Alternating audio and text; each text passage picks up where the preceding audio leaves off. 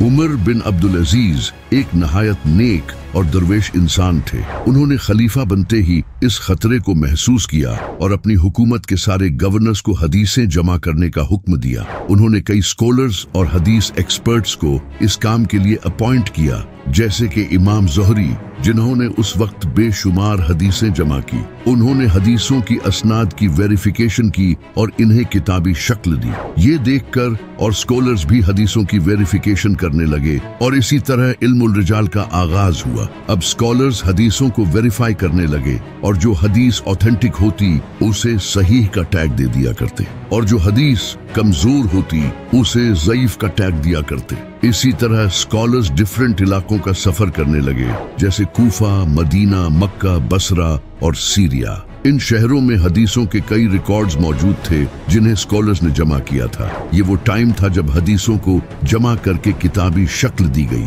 پھر جب امیہ خلافت کی گھٹیا حکومت کا خاتمہ کر کے عباسی خلافت قائم ہوئی تو انہوں نے اپنی خلافت میں ایجوکیشن کو بہت پروموٹ کیا۔ عباسی خلافت کے دور میں اسلام کی سب سے بڑی یونیورسٹی بغداد میں اوپن کی گئی، جس کا نام بیت الحکمہ تھا۔ یہاں سائنس، کیمسٹری،